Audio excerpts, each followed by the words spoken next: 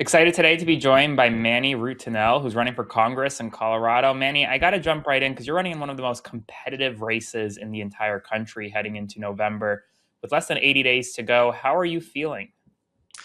We're feeling good. I mean, this is, as Newsweek just ranked it, the number one race out of 18 toss-up races across the country. And so we are just working hard every single day. We're getting the support of over 80,000 folks that have gone to mannyforcolorado.com and chipped in an average of 27 bucks because we are not taking a single penny of corporate PAC donations, unlike Gabe Evans, who is just rolling in corporate PAC money and just enabling the corruption of the Trump administration. But we're feeling good, and we're going to put up the fight against Donald Trump and Gabe Evans come November 3rd. Now, if people don't know who Manny Rutinel is, what do you tell them? Yeah, I told them that I'm the proud son of a Latino single mom who worked hard every day to give her children the American dream.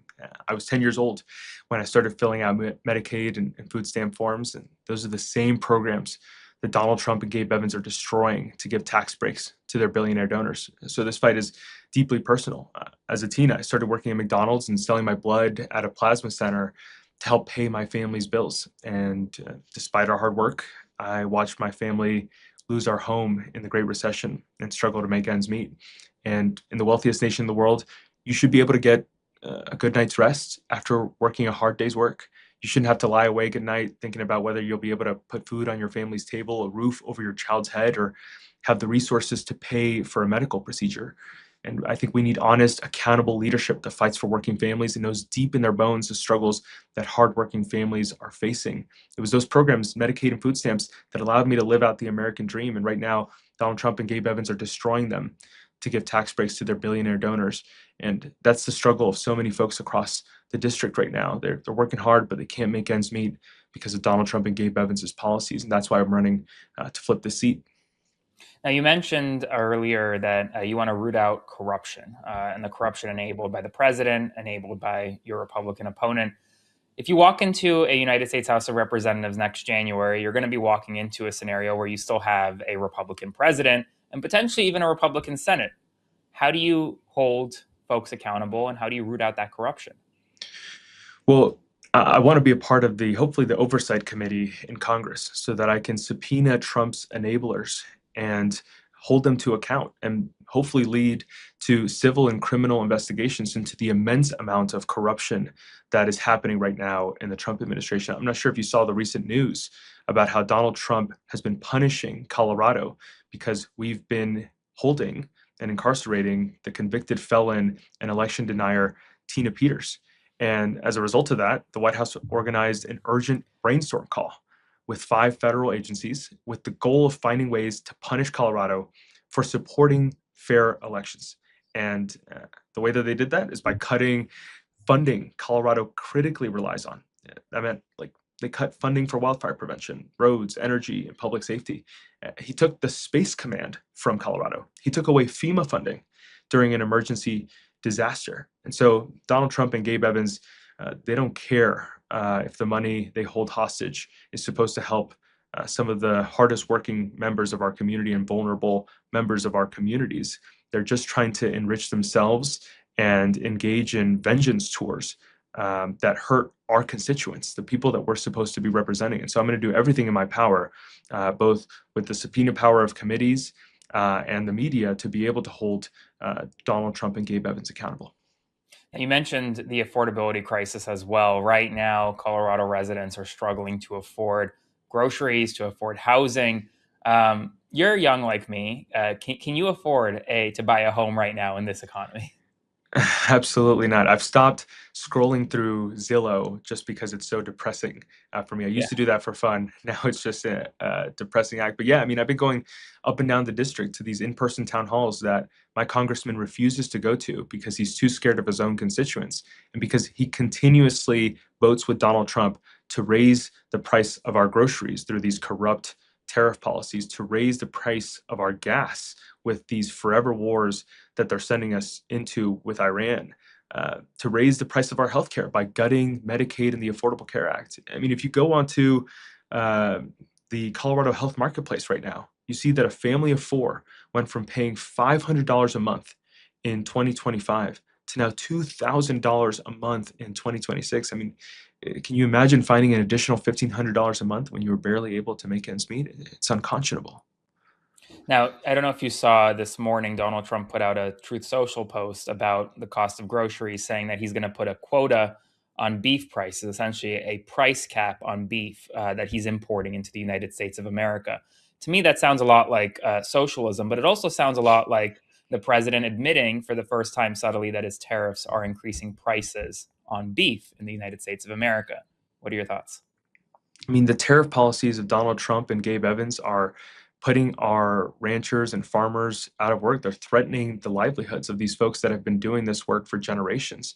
And they're raising the prices of so many of our consumers. You know, you talk about beef, coffee, so many of our groceries are just soaring right now as a result of these corrupt tariff policies. And make no mistake, I mean, he's doing this for corruption. He's putting these tariff policies around the world, and then they offer him a new golf course with his name on it. And all of a sudden, those tariff policies go away. Uh, he's doing this to enrich himself and his family. And we need leadership in Congress to put a stop to the horrors of the Trump administration and his corruption. Now, Manny, an issue that you've led on in messaging, especially, is AI. And it's something that I've reported on repeatedly over how AI is taking over our day to day lives. It has its benefits, but it also has major pitfalls. What's your position on AI regulation if you were to get to Congress?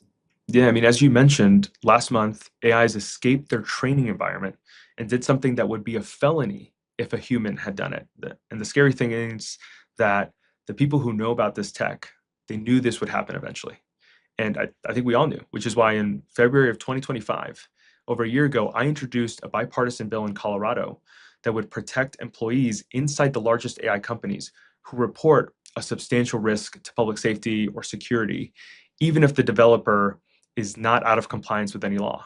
And that's the bill's actual language. It's the whole point because almost nothing in AI is illegal yet. And we all Mhm. know Trump and Mike Johnson and Mitch McConnell, they weren't going to do anything about these drifts. That's why I took action at the state level to make sure that AI companies are held to the same accountability and transparency as airlines or chemical manufacturers. And this Hugging Face incident that just happened is the exact scenario this bill was written for. I think Congress should do many things, but at least three things that they should do is whistleblower protections for AI lab employees. We should do that federally. We should do near miss reporting. You know, aviation has it, biolabs have it.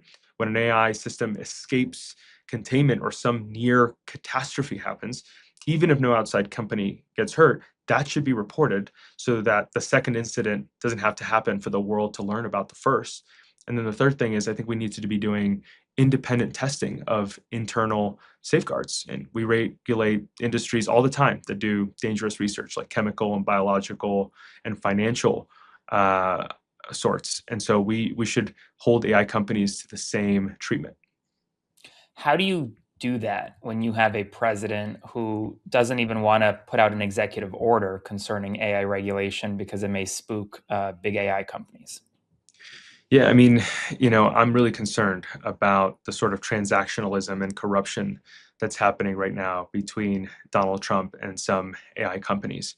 And I think what we need to do is raise awareness about this and Mhm. elect leaders to Congress that will hopefully use the committee powers to be able to subpoena members of the administration or corporate executives, bring them to the table to ask them the questions that can raise awareness about this to the public, demonstrate just how important this issue is to all of us. Whether it's making sure that we've got good paying jobs, making sure that we're not being unfairly price gouged at the grocery store, and making sure that we don't have to live through a catastrophe that causes the risk to human civilization. I mean, these are the sorts of risks that I'm not the only one talking about. The executives at these AI companies are always talking about the catastrophe potential that can happen with artificial intelligence. We need to be asking these questions and holding them to account within our government.